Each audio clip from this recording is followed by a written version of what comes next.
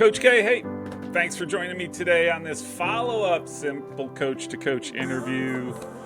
Appreciate you taking the time. I don't appreciate you leaving me stranded at the airport for 3 days on the way to the Netherlands and Germany. We still have to discuss, but thank you. Thanks for having me today. Hey, thanks, Paul. I appreciate it. Hey, listen, let's just talk about the topic of the day. Do you have any thoughts on the Women's World Cup? Yeah, I have a lot of thoughts. I think as we discussed earlier, the new potty trained child, and then my almost 2-year-old has taken a majority of our time, and some of that time at 3 or 4 or 5 a.m.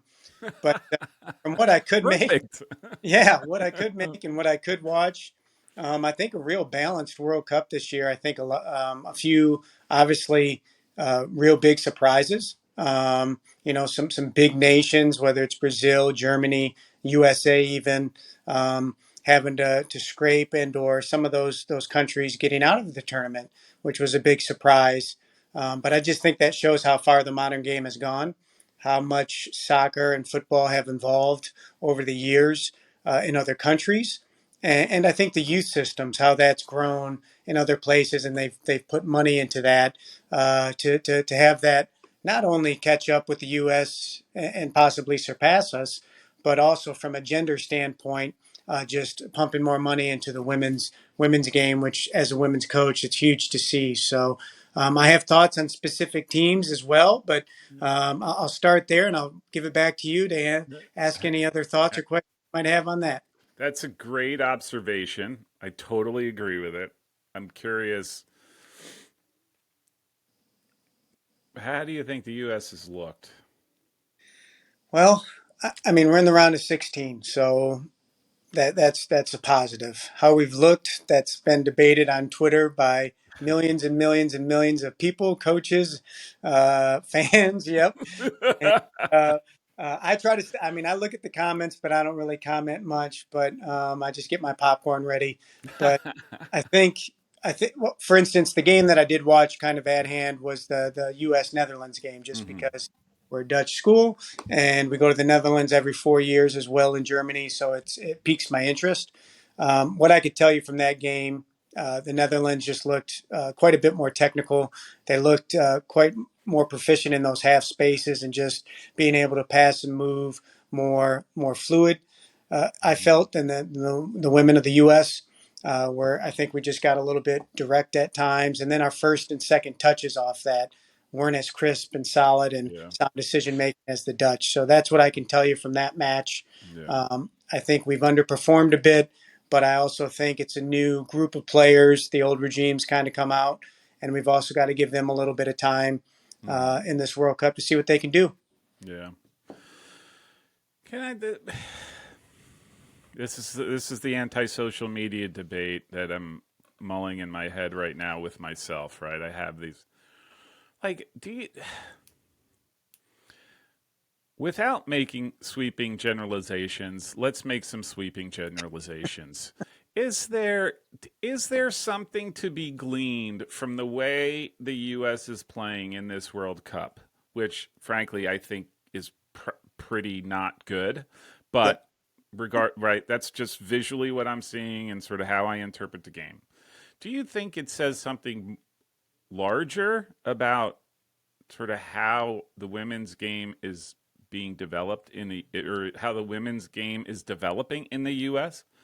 Totally understanding what's happening overseas, but is there something going on in the U.S. that you think has an impact, or is it that the reality is that the World Cup is extremely hard? The fact that they won 2-3 gold World Cups in a row should be considered an anomaly, not what the expectation should be. Does that make sense? It does, and I think you hit it on the head in that last sentence. I think, fortunately or unfortunately, we've created a monster in this nation with women's soccer and the U.S. women's national team that we've just been, back-to-back world champs, World Cup champions, and just the level and the way we've done it has been very, very at a very high level. Mhm. Um, I think there's that. I think the youth systems, whether you want to look at, whatever acronym that you have for whatever letters go in to the ECNL, Sesame Street Gang. That's what I call them. Like whatever letters. yeah. So you have that, and you have different factions of, Yeah, USYA, US Club, national yeah, champions. You have 10 different national champions. What really is a national champion? So I think that's been diluted, unfortunately. And I think for the almighty dollar, that has had an effect. I think it's had yeah, an effect on how women have been trained and girls have been trained growing up. Whether it's, hey, you join this club and you pay this fee, and you might have that A licensed coach one time every 2 weeks, as yeah, opposed to having a smaller club and having that A licensed coach or whatever license you have yeah, coaching 5 days a week. That yeah, makes a difference with methodology and how you develop players. So yeah, I think there's a bit of that too that we've got to the federation's got to get right and got to figure out a little bit more like some of these other nations, if that makes sense. yeah, yeah, yeah, yeah. My thing. This is I'm going to do a show on it on the. You mentioned the cost and stuff like that. Yep. My my my struggle is like my struggle is how like what's a realistic outcome. It's always what I look at, right? Like, hey, it's okay to talk about, hey, this it would be great if we had a single we had the federation, and the federation organized itself in such a way that you prevent the Sesame Street gang from doing what it does, right? So you don't have all of these different leagues. It's sort of all of it it occurs within the same structure, right? Instead of you got these people over here and they do it differently than those people over there.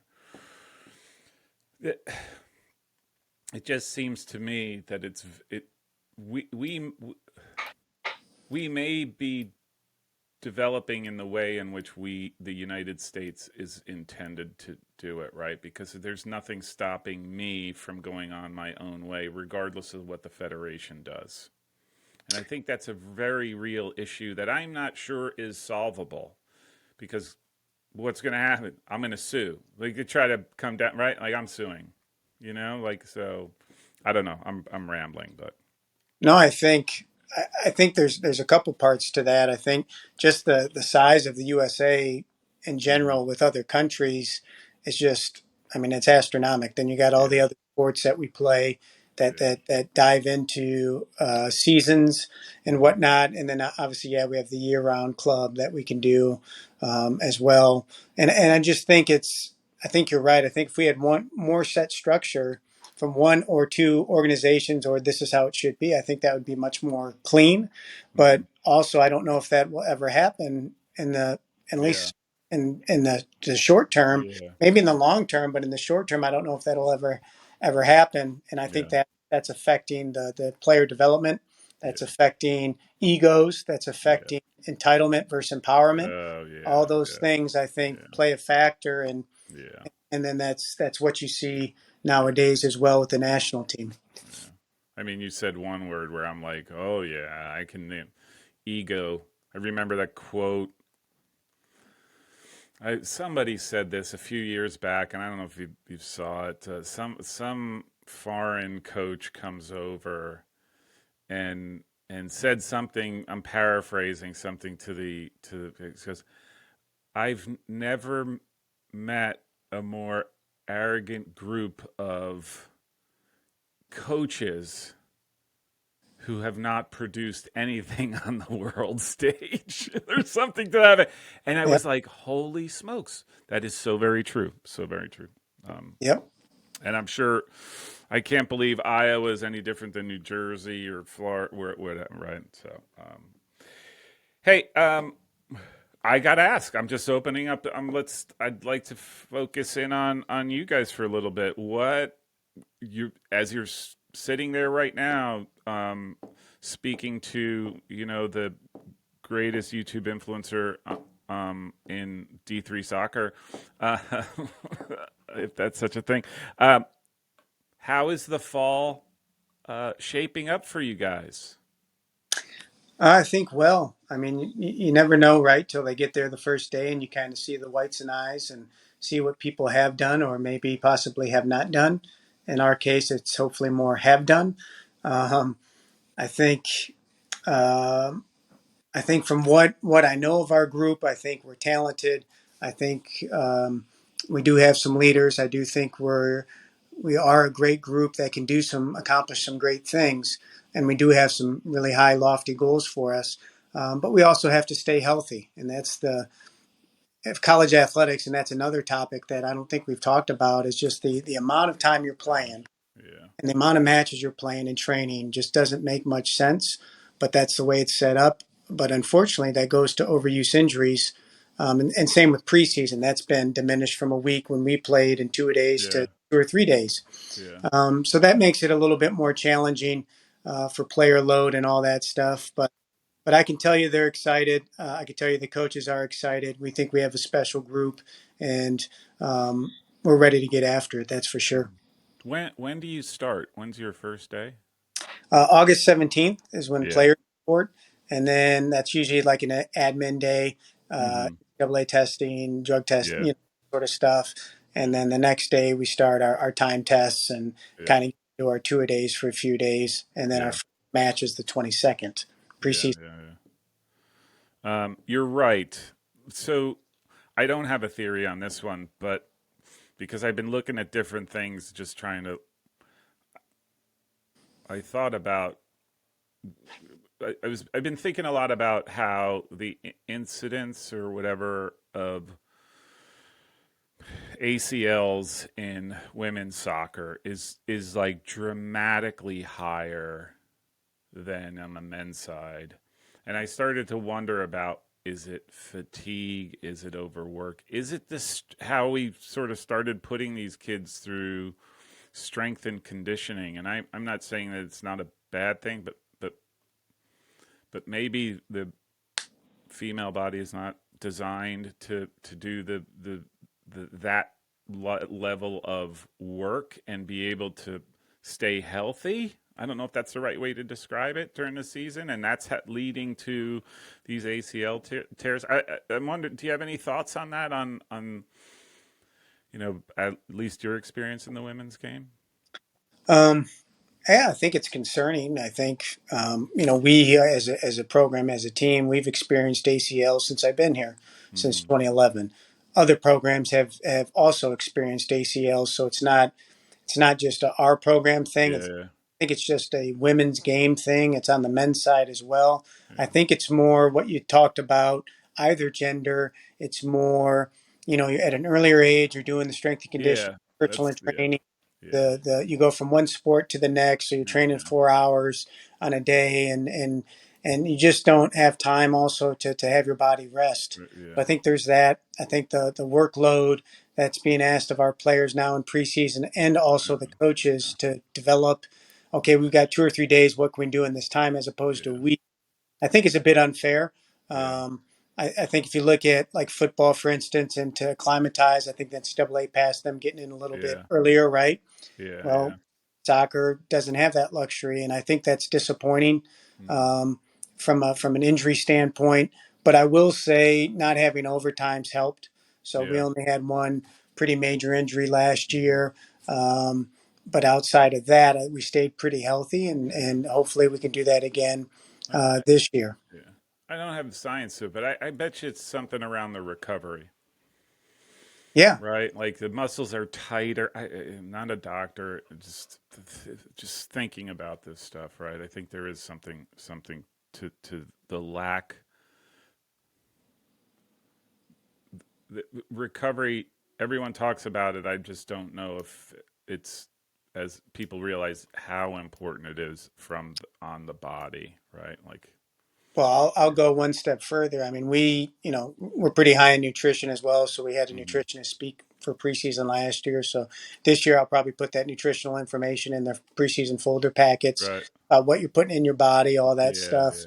yeah, But also, we have those stability bands that we do pregame that we got this mm-hmm. past year. Yeah, So the warm up, they'll do the dynamic warm up, and then right before they get on to obviously do the soccer stuff.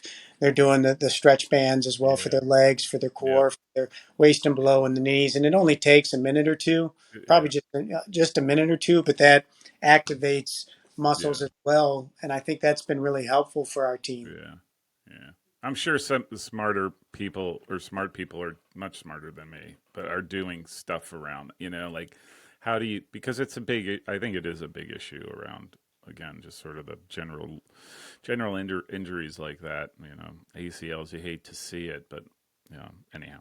Um, all right. So, how are you feeling about the program going into the fall?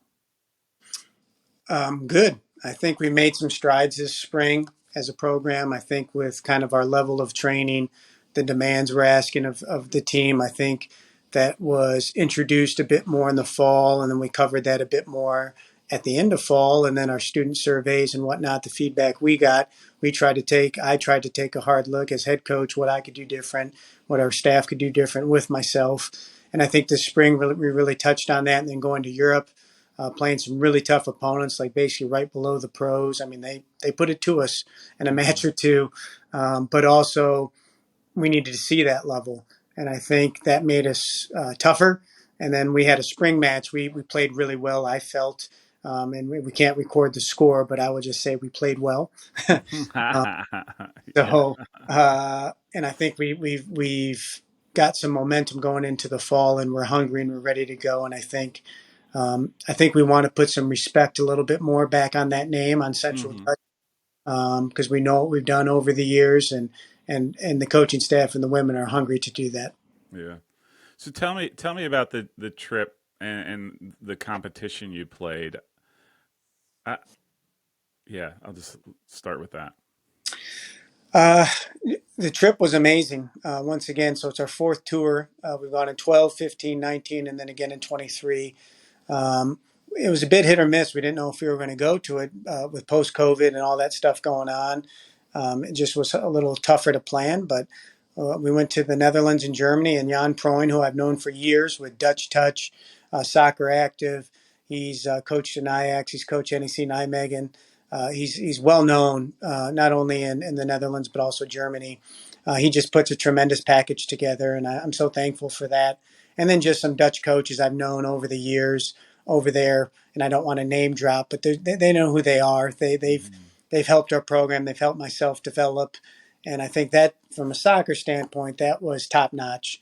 From playing, we took some lumps playing some very tough opponents. So I will tell you, probably two of our three matches would be equivalent to Division One sides, and Hmm. not just. And I don't no disrespect to mid major D1s, but some decent level either mid majors or even I'm not going to say Power Five, but some good level Pretty opponents. very high up there. Yeah. Yes, and I think the third match we played was more probably comparable to the level that we see in conference as well, and that was a 1-0 match. It was pretty tight, and Hmm. I thought we could have won that game. But the first two we had some learning moments, and but that's also a trip where you try to get everybody in, and I think for some of my Dutch friends, the subbing patterns probably annoyed them a little. But that's tough. That's Yeah. what we try to do, and I know for them, they need to understand we're taking a tour over to Yeah. the Netherlands. We got to, we're going to play everybody. If we just brought our varsity and played 12 to 15 or like 15 to 18, like we do for our varsity matches Yeah. here sometimes, maybe those results would be a little bit different. Yeah. But no discredit to them. They put it Yeah. to us, and there was Yeah. no coming back from that after a couple of those halves. Yeah. Yeah. Hey, let me. This, I just thought of this. I mean, there's a whole bunch of benefits to a trip like that. I'm just curious what your like. How much do you get out of those games that help you as you're formulating the fall, right? Like, or because they're friendlies, whatever. And I mean, is there a lot of meaning in those games for you, and sort of learning moments, or just figuring out who you have on the team and what's how who you can expect to really step up? I think so. And I think even before we go there, we're allowed up to, I believe, 10 training sessions. So we had 9 or 10 training sessions. I think we had like 8 or 9, just how the schedule worked, but you're allowed up to 10. Um, and I think then playing, practicing, we had, 2 or 3 training sessions. We had 3 matches. And this is all of a span like 4 or 5 days. Hmm. So some days you would train in the morning, you'd play at night. That's Yeah. how tough it was. Or you like we flew in, got into Amsterdam. I think we played that night, and so we basically were going on 30 hours of non-sleep. Oh God. I could. There's no way. No Yeah. way I could handle that. So that was a bit taxing, but you're going there for the experience, and that's Yeah. what I stress to the women.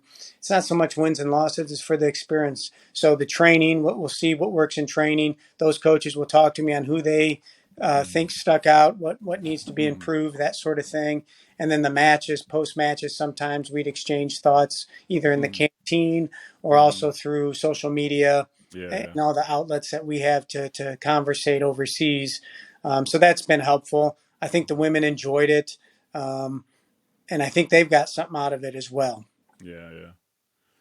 Yeah. Like I said, I'm just annoyed that you left me stranded in the airport. I was totally waiting for you. I had my s- central scarf going there, wherever, right there. I was waiting, I was like that Russian dude that lived in the airport for whatever that movie is with Tom Hanks. Um, uh, I'm a, it's more back to just a program level. Do you think these trips are important just as a not so much as a recruiting tool, but as a must have? Like a kid's looking, it's important to be able to say, hey, you're going to be able to get to experience a trip or have the possibility of doing one. Do you think that's important or that's a must have now? I don't know if it's a must-have, but I think for our program, it makes us unique. I can tell you Mm-hmm. that. I would say there's probably a third of our programs of the 9 that do trips, Mm-hmm. whether it's overseas or it's to Puerto Rico, Oh, Costa yeah. Rica, that sort of thing. Um, I think I think for us, it's I'm not going to say an expectation, but it is a standard we've set since 2012. Mm-hmm. 2027 is a long way away, and I've got 2 young ones, and I've done 4 tours, and I'm getting older, and it's a lot of work. So I'm not going to say we're not going to go, but we'll see. It's a maybe, and Yeah. the recruits know that. Mm-hmm. We communicate that well ahead of time, but I think for us, the cultural experience with study Oh, abroad and yeah. COVID kind of screwing that up for a lot of Yeah. schools. We tend to think of this, give them an option in the spring to get that in 10 days, roughly nine Yeah. days. And I think that's been transformational for our program, our learning curves as coaches, and just us as Americans to understand different cultures that are not our own and respect those cultures and learn from them. Yeah. Um, I think is transformational not only for our players but also for coaches. Yeah. Yeah. It's a big world. It is. Like and I hate to say it takes getting outside to understand that. I haven't lived in Spain and been all through Europe and all that stuff. That's very, very clear. Not everyone thinks and like us, plays like us, all that, which is a great thing, right? Like, which is awesome. But th- do you, what does I may have asked you this, but now it's definitely solidified your recruiting class. How did that shape up? How do you think they're going to have an impact on your squad? Um, I think they are going to have an impact. We're bringing in 8 players, and I don't know how much we can actually talk about them even on this, even as incomers. We try to be a little Hmm. careful of that on our Yeah. preseason write ups as well because they've got to come here and show what they can do. But Right. I can tell you this: of the 8, half of them are all state from 4 different states. Hmm. Um, Oh wow. Yeah. and so all of them have been leaders on the team, captains, all conference. Hmm. Um, Starters. So I think as a group we've answered some areas we wanted to get a little bit more depth or possibly Hmm. challenge a little bit more with not only our returners but us as a staff on selection issues.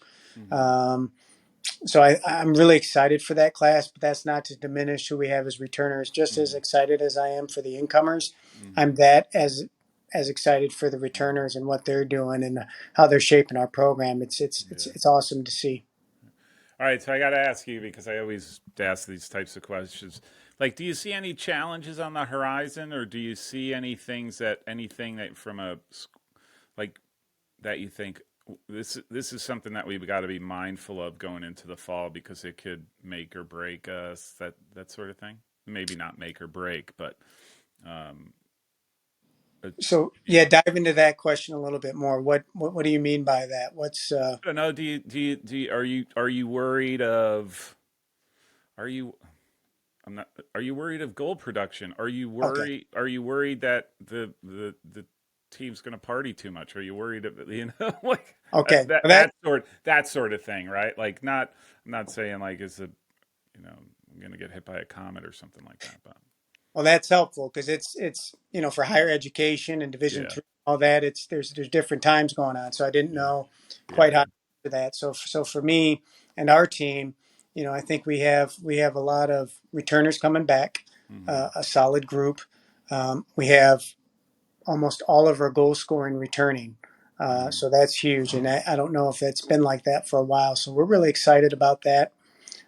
We had half of our matches last year were shutouts, yeah, which is not easy to do. So I think the defensive block is doing their job, and coaches are coaching them, and then the offensive block and the midfield block are doing their thing, and then our goalkeeper coach is doing his thing with the keepers. So I think from a worry standpoint, for me, I just want us to be healthy. I want us to stay healthy, be healthy, work through injuries with our athletic training staff, and them work with us and us work with them wholeheartedly on that, and be connected as a group.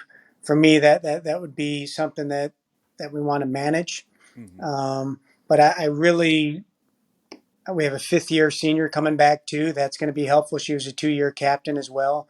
So I think there's some pieces there, Coach, that we're I think we're going to be in a good space as opposed mm-hmm. to question marks and where are we at, if that Yeah, makes yeah, sense. yeah, totally. Yeah, I see. Bridget is the fifth year. Is that? Yep. Yeah. Yeah, you haven't added the freshman, obviously. That's okay. Yeah, that's the, I was looking at your schedule. Um, like, is there one or two or three games I should circle? Uh, well, All yeah, of them. out of conference. Hope. So that's our sister school. They're perennial top 25 MIAA champs. They're from my area where I came from in Yeah, Kalamazoo, Michigan. They're up 45 yeah. minutes up the road. So being the sister school and a Dutch rival, we drew with them last year at their place 1-1, which was big. I felt for our program. So Hmm. hopefully we can get a result here at home. So I'm thankful that they're coming back to us. That would be a big match. We have a lot of big matches. We go to whether it's the CCIW in Augustana, they're always really tough. Hmm. The SLIAC, Westminster, Greenville, they're always really tough. We play them. It's just I think the mix of WIAC, MIAC, Hmm. CCIW, MIAA, UMAC, Northwestern, they're always top of the UMAC. I Hmm. think we have a good balance out of Hmm. conference that's going to challenge us. And then in conference, I think what we want to do is we want to get top four. We want to be in contention to host a tournament game. We want to be in contention to win championships, regular Hmm. season or tournament. We feel that we're ready for that, and we have a program and a team that can do that. Um, but I also think 1 through 3 separated, and I talked about this at our last interview. Yeah, yeah, They were clearly doing some things a little bit different or better than us, and then yeah, 4 through 9 was we did well against, and pretty much 4 through 6 was all tied matches or yeah, 1 goal games that yeah. it's a toss up. So I think that's our goal to kind of Hmm. get to that next group, and I think we have the talent to do it. Yeah, yeah. How does your beautiful field look right about now? Now it actually looks good because we've got some rain and the heat dissipated a little bit. It was Yeah, like 100 degrees the last week or two, yeah. and we're at 80s. Still humidity, but they are watering the upper field today, so I assume they Hmm. watered the game field as well. But Wes Veenstra does an outstanding job, and Dwayne Hauser. They really work together and trying to get our fields ready. And Tim Wilkinson, our facilities guy, as well. He works with Wes, and they do an outstanding job with what you see in the picture. And you I'm can see looking the at one. picture. I'm looking at one from the corner right now. Whatever ones you have online just look awesome. Like it just so gives me goosebumps. Like, can I play? Like, maybe, maybe I'll ditch this East Coast living and move out, and I'll hang. I'll just hang. You don't even have to. No hire. No. Maybe give me a T-shirt. I'll just hang on the field in the corner, kicking the ball around because it's absolutely beautiful. Hey, Absolutely. we'll take you. Although I will tell you, I grew up in the Midwest, from the Midwest. In Michigan, it is humid, but then when they come out to Iowa, they call it the corn heat, and Oh, that's good. Is that's a thing? Corn heat now? I got to know that. It's like dry heat. Like no, it doesn't. Like it's it's still well, hot. and knew about that because I went to Omaha for the College World Series and the baseball Uh-huh. programs out there. I think or my buddy he's from the Pac Northwest. He was complaining about the corn heat. And I said, "What are you talking about?" And then he sent me something on Google. I said, "Oh, I guess that is a real thing." Um, so I don't know if it makes it more hot and Right. humid. I think that's the gist of it, but Yeah, um, it's man, it's hot. okay. It's It's always un- something somewhere you live. yeah, yeah, yeah. Yeah, except unless you live in San Diego. Right? Then it's like perfect. Then it's perfect. I've been to San Diego. You're not too Yeah. far off there. Yeah. All right, coach. Hey, this was fantastic. I do appreciate you taking the time and talking. This is always like catching up, and we'll definitely after the season connect again and see how it goes. But I will be watching now that the pay-per-view conference has gone behind a paywall. There's a bunch of games I won't be watching there, so I'll definitely be checking you guys out. Well, hey, I appreciate you doing this for Division III and not only Central College and ourselves, but just getting to know you. It's been awesome, and keep doing what you're doing for these programs in this division. We need people like you doing this stuff. So I want to say thank you on that, and I also want to add Go USA, and I hope we get past the round of 16 and we continue to keep week to week. And I think as a nation, we've also got to be mindful and appreciate also what we have. And I think, we are in the final 16, and let's support our women and our nation and get behind them and go USA, right? Absolutely. All right, Coach. Fantastic. Good luck this fall. Best to you and your ladies. All right, take care. See ya. Bye-bye. One of those tools and a great starting point is to check out Discover College Soccer Study Table. Now, I've interviewed Matt Baer, who's the founder of Discover College Soccer, before. Really great guy. And you've probably seen his podcast. I've referred to it and recommend anybody to go to check out his interviews with coaches at all levels that is specifically designed to talk about the recruiting process and the different college programs. He's not talking about them himself. He's letting the coaches speak. So with all of that information that he's gathered, he's put together this study table that is a program to help you with your recruiting process that's complete with video course on the recruiting process from start to finish. He has these that are updated spreadsheets that are updated monthly, with contact information and details about every program in the country. That alone is worth its weight in salt. He has a bunch of other resources, email templates, checklists to help you guide you through your own process. Now, the best part is, whereas you can pay thousands of dollars to some of these recruiting services, you can get a lifetime subscription to the study table for less than one night in a tournament hotel. The best part of it is that Matt has his own soccer experience. He's a former college player and college coach. He's talked to over 150 coaches in just the last year, and he has some great insights and has created something that I think is probably very, very useful to a lot of you. And best of all, you get to save time and save money. Now, look, I don't recommend people that I don't know or I haven't come to know. You know, I've talked to Matt, as I mentioned, on a number of occasions, and he's probably has the most insightful and I'll just say thorough understandings of the recruiting process. Not because he's made it up, but because he's asked coaches across the college game. And he's taken all of that, figured out what the best recommendations from all of those discussions that he has, and put that together into the study table. So if you don't want to spend thousands on recruiting, on a recruiting service, and you have the mind to do it yourself, the Discover College Soccer Study Table is for you. So in the description, you can find a link that will get you 20% off on a lifetime subscription. Or if you go to discovercollegesoccer.com, click on the study table to register and use the discount code SIMPLE, you get to save 20% on your subscription. So with that, good luck.